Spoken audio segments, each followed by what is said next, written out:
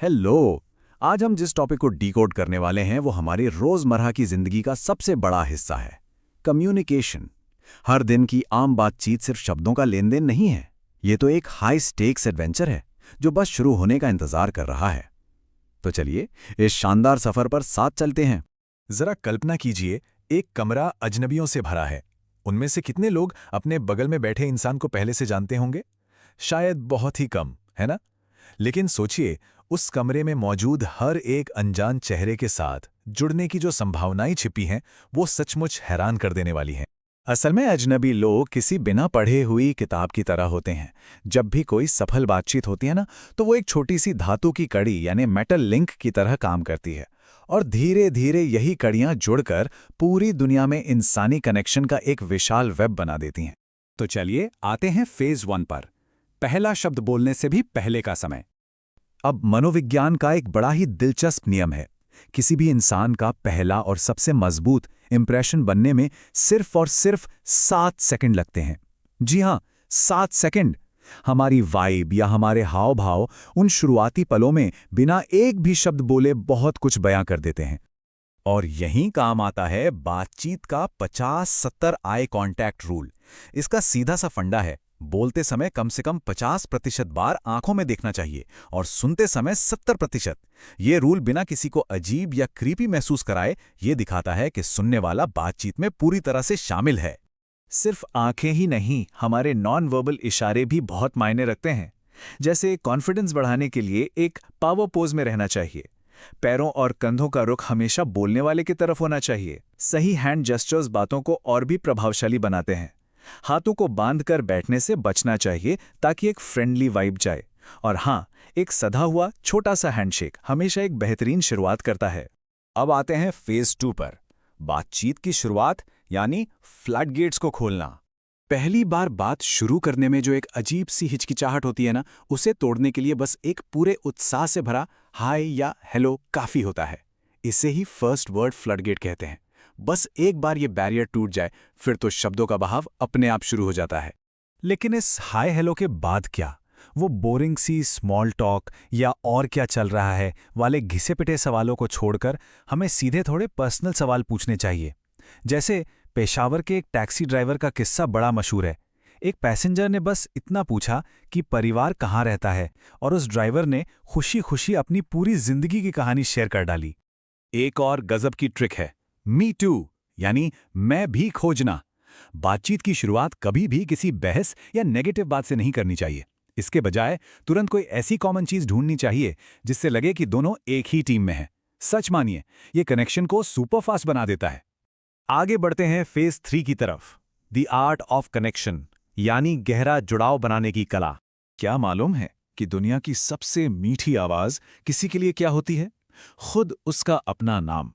इसीलिए बात करते वक्त किसी का नाम लेना एक बहुत ही पावरफुल कनेक्टर है। स्टारबक्स जैसी मशहूर कॉफी चेन भी यही ट्रिक यूज करती है। वो कप पर नाम लिखते हैं और उसे पुकारते हैं, जिससे पल भर में एक पर्सनल कनेक्शन बन जाता है। और हाँ, कॉम्प्लीमेंट इम्यूनिटी मीटर को भी समझना बहुत जरूरी है। आजकल लोग नाइस या ब्यूटीफुल जैसे आम शब्द सुन सुनकर इसके प्रति इम्यून हो चुके हैं। कोई खास फर्क नहीं पड़ता। इसलिए जब भी तारीफ करें तो बहुत स्पेसिफिक रहें।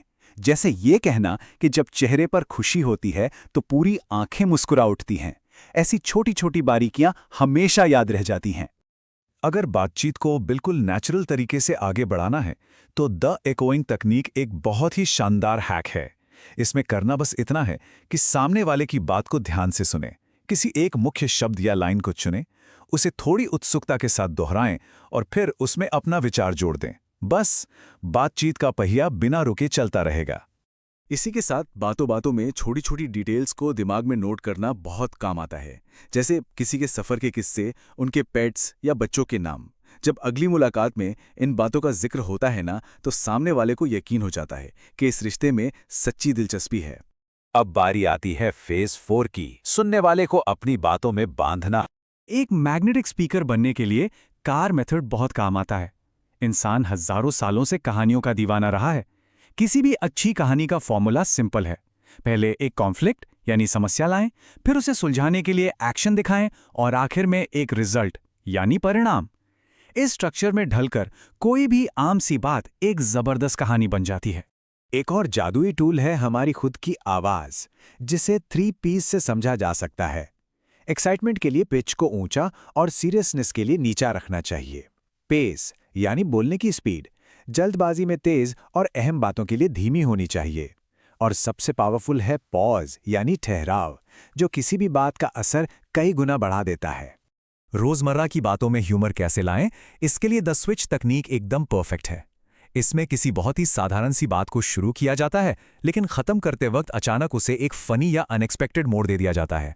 ये एकदम से आया बदलाव किसी के भी चेहरे पर मुस्कान ले आता है। और अब हम पहुंच गए हैं अपने आखिरी और सबसे अहम हिस्से पर, फेज 5 एडवांस्ड कम्युनिकेशन मास्टरी। इसमें लेवलिंग डाउन का कॉन्सेप्ट सच में बहुत गहरा है। सोचिए, एक बच्चा खिलौनों की दुकान में रो रहा है। एक बड़ा इंसान जब नीचे झुककर उसकी नज़र से दुनिया देखता है, तब समझ आता है कि बच्चे को खिलौने नहीं, बस लोगों की लंबी टांगें दिख रही हैं। सही कम्युनिकेशन के लिए बिल्कुल इसी तरह दूसरों के नज़रिए तक नीचे उतरना पड़ता है। और हाँ, भावनाओं पर कंट्रोल होना बहुत जरूरी है। अक्सर हम तुरंत रिएक्ट कर देते हैं, जहां पैनिक में आकर बिना सोचे समझे कुछ भी बोल जाते हैं और टकराव हो जाता है। इसके बजाय इमोशनल इंटेलिजेंस कहती है कि हमें रिस्पॉन्ड करना चाहिए। पहले रुकें, बात को प्रोसेस करें, प्लान बनाएं और फिर आगे बढ़ें। ये एक छोटा सा ठहराव बड़े बड़े झगड़े टाल सकता है। किसी बहस या असहमति के समय ब्रोकन रिकॉर्ड तकनीक बड़े काम की चीज है। इसमें बिना गुस्सा किए या फालतू शब्द जोड़े अपनी मुख्य बात को बड़ी ही शांति से बार बार दोहराना होता है। इससे सामने वाले को यह क्लियर हो जाता है कि बात कितनी सीरियस है, वो भी बिना माहौल को गर्म किए। तो आखिर में एक बड़ा ही दिलचस्प सवाल उठता है, इंसानी कहानियों की इस इतनी बड़ी लाइब्रेरी में क्या हम सिर्फ किताबों के कवर और टाइटल पढ़कर ही आगे बढ़ जाएंगे, या किसी किताब का पन्ना खोलकर उसे सच में पढ़ना शुरू करेंगे? आज जो ट्रिक्स हमने डिस्कस की, उन्हें अपनाकर हर कोई मानवीय संबंधों की गहराई में उतर सकता है। इस मजेदार सफर में साथ जुड़ने के लिए बहुत बहुत शुक्रिया। मिलते हैं अगले एक्सप्लेनर में एक और नए